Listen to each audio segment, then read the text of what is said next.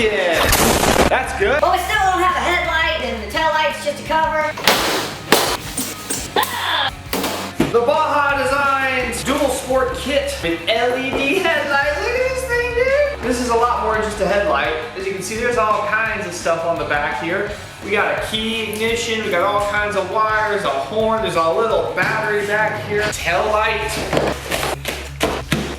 Woo! I sit on the floor to be in this shot. You know what? Do it with Dan here. This is a kit that's going to plug right into the bike. Is it going to be complicated? No, not really. We have a lot of connectors in here that can only connect to certain things. We have instructions that we're going to follow. Only a few small things you have to kind of like maybe drill or think of a location for something. All the main components sit on this board here, which sits behind the headlight. Insanely bright LED headlights, like the Squadron Pro. This thing puts out a stupid amount of light from what I understand. We've already stolen a few parts out of it, or is it just one? We stole the pressure sensor banjo bolt and put it on the rear. But that's what we're gonna focus on, just this. It will be all street legal, which is more than I can say when I got it, even though it is plated somehow. Step 1, assemble the quantum drive fusion power parallel in series to coupler B/D. See, I told you stuff's simple, guys. Don't freak out. I think so funny. Step 1 is take the tank and the headlight and all the stuff off that we already have off the bike. Moving on down the list, they actually want you to start from the tail then and move forward. So that means we need to start with the tail light. So I'm gonna go ahead and drill out. There's some blank spots here on both sides, so I'm gonna try to find a spot that seems to make the most sense, and then we'll do our best to make sure we match that on the other side. I did this side, I left the drill basically flat on the ground, so we know to get the height right, I basically just need to leave it also on the ground. Just do a quick measurement for the other one. Okay. Use this corner here to put a little mark. Let's feed in our turn signals. Be sure you put the left one on the left and the right one on the right. I'm just kidding, they're the same thing.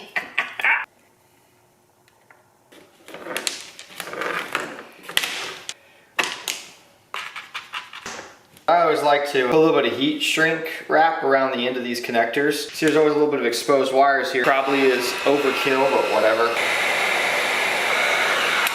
Go and do the same thing to the tail light. It's not really even water is the reason I do this. I don't want mud and stones and crap flying up and hitting the wires and breaking them.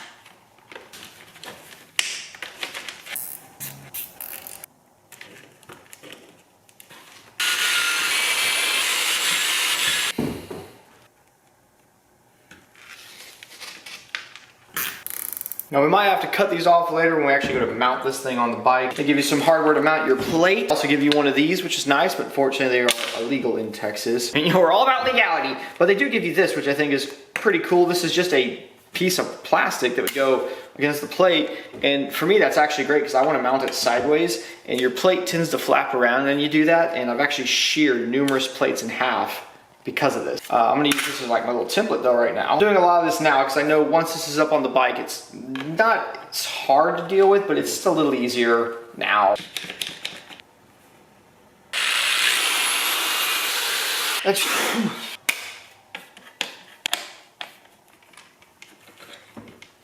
Put the bike on one of the stands. Better to do this not on the kickstand with the bike leaning because we need to put this thing on here. We can't have it all cockeyed. This thing right now has nothing in it. When you get the UFO kit, this is like completely blanked out, but I have an idea to modify this thing to take a bulb. Mounting it way back though might look kind of cool, but I can tell you the light is harder to see like that, and the tire could possibly hit this on a good jump. So we want to get it forward, near about flush with this looks really good. It's just making sure we get it sort of left to right good. And the thing is, you can make yourself mental with this stuff, but I think at the end of the day, you just got to kind of get it what looks to be really close. Plastic's firm, but it's not quite as firm as the Fender. This will sort of mold the things, but they give you these nice long tails, which are going to go down and connect here, and you have 4 bolts. So obviously 2 are going to sit right here by it, and 2 more down here. Now, I think what we can do for right now is we can look at this and I can see that it really needs to be on this sort of flat portion of it is where these 2 bolts need to mount.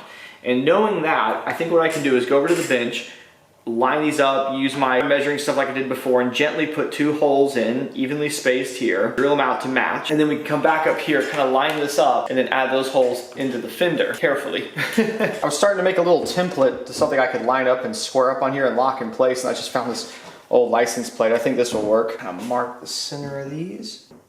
Go, and this will help me on the bike too to drill it. I'm gonna start with this really little bit because there's already wiring below here and I need to be cautious of that.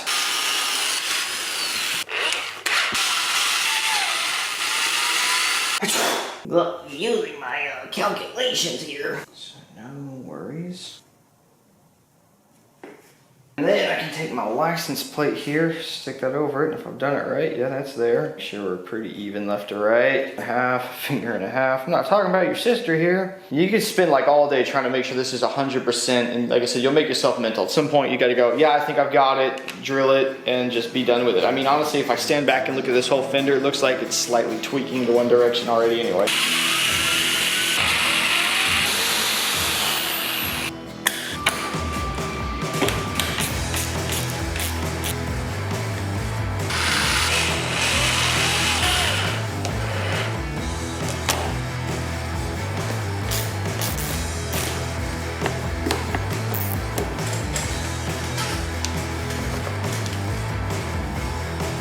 Tail end is done. The next thing in the directions has to do with is setting up the switches on the brakes. I have a mechanical switch from our Moto Master kit, and we already have the wiring done here. So those are already in place. Next bit of the instructions is to grab the one here that says Dual Sport Mid Kit. This part should sit about here.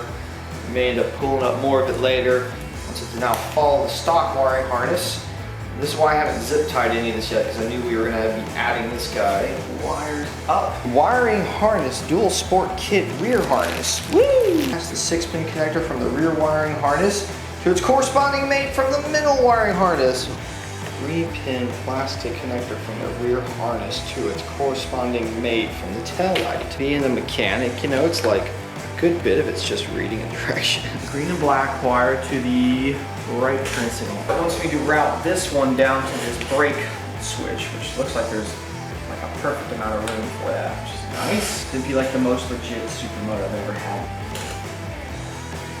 Secure your wiring with zip ties. Trim those up in a minute. Most of the rest of it was actually really easy to kind of stick in here. It seemed like there was a lot of extra. Funny, it just calls this the turn signal switch, even though it's clearly like the turn signal high, low, beam, and horn switch, but you know, that's all right. It tells you to go ahead and get this in place. Says you may have to move the clutch over, but if you notice, everything already fits because I actually had pulled this out of the package when I installed this and made sure we had room for it. Since I'm trying to do this in kind of an order and show you guys step by step, it's just little things like this. I would have actually installed this and just have the wiring set up here when I put the clutch on, just so I knew I had room.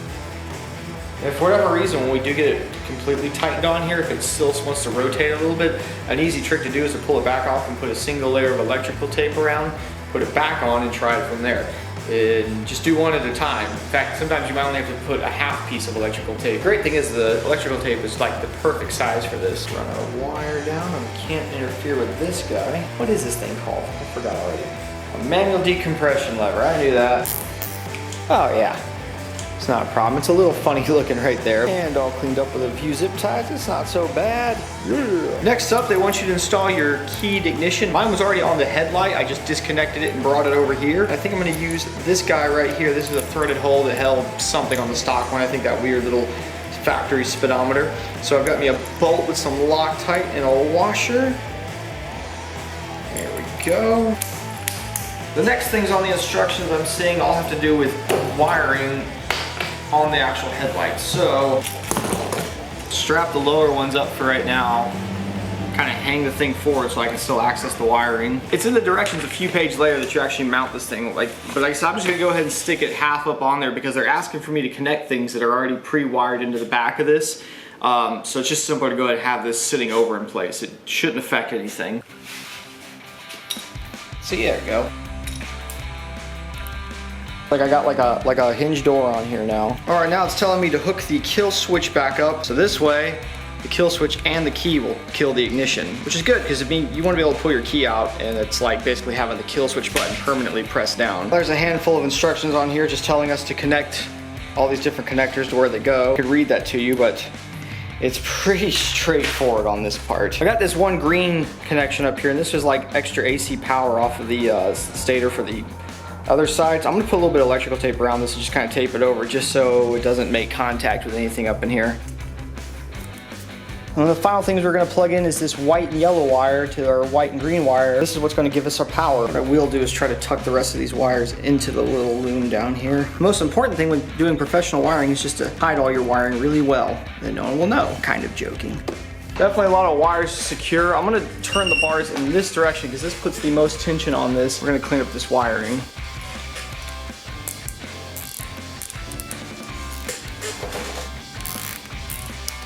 I do have this connection right here that goes to nothing. I see nothing in the directions about it. I also have these two open ones right here. I haven't tested this little 3-pin connector, but the 2-pin connector, I get nothing. If I flip the key on, I get like 3 volts.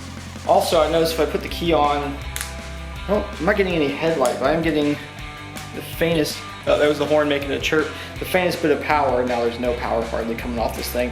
So, because the deal is, from this point, I should be able to turn the key on and kind of lightly test everything. And I think the thing is that this kit's been in my garage for a few months. I think the little battery on board, it's just, yeah, obviously it's not meant to start the engine. It's a very small battery, so I think it's just big enough to jump off like the lights or something if the engine was just running. So, and so everything's connected. I'm gonna fire it up real quick and see if we can't get everything to work. Then we'll button the hood up, as I'm gonna call it.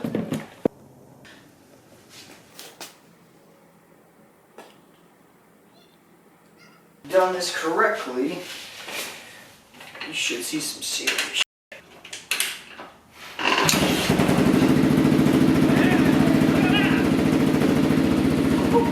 This is just running light. There's your regular light, and there's your high beam.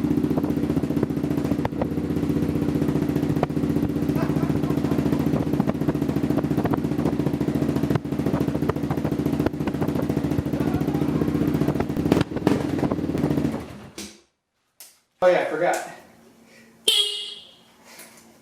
I didn't know it was gonna have like that running light, because the way this headlight is working is it's only got one light in it. You know, I mean, it's got 4 LEDs, but it's not like it's 2 are low and 2 are high or anything like that. It's just an incredibly bright LED light, and what happens is you have, I guess, different power things. I think it's up here in the corner. There's basically a dimmer. So now I just gotta clean up the wiring in the front, cleaned up the rest of it, and this thing's done. I believe these are the ones I can use for my switch power. So these ones I'll just kind of leave here, and for the next video we'll have to tap into these for the dash and for the fan.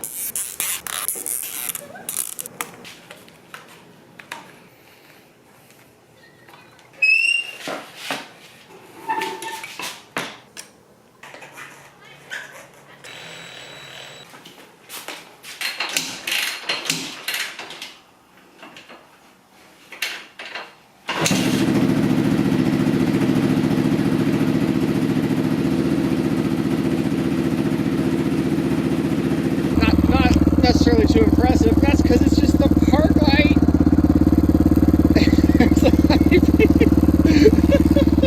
Look at this field over here. Oh my gosh, Baja, this light is ridiculous. The dual sport kit is installed, and I think it's pretty sharp looking. I still have a little bit of electrical work to do in the next video, but it's very minor things. The important thing is the main heavy duty stuff is done, and it wasn't that bad. No one likes electrical work, but come on, this was pretty easy all in all. I did call Baja Design Zone, asked them about, we had the three pin plug that wasn't going to anything, and those 2 male and females that weren't going to anything. And apparently the 3-pin plug was to go into some kind of speedometer that I don't even think they make anymore, or somebody made. He said it's basically just tape it off, don't worry about it. The other one is also an obsolete thing, but there is switch power coming off of it, and I asked him, can I use that switch power to power the fan? He didn't want to directly tell me yes, but kind of chatting with him, he's like, well, I just don't know, how many amps it pulls. Here's the thing, this thing has got its own fuse in it, so if we pull too much and I realize it's blowing the fuse, which I don't think it will, but in case it does, we'll just switch it to a relay setup. I don't think it's gonna pop that fuse. Yeah, awesome kit from Baja Designs. Super cool, I'm hooking it up. I'm gonna be blinding people on the SM rides. It's gonna be crazy. Can't breathe, man. I feel like I have to sneeze so hard. My shop lights are good for this. I want to thank today's video sponsor, which is my own Patreon. You might be saying, Jake, did you just make that up off the top of your head? Of course I did. Here's what you get with my Patreon. Patrons have already seen this video.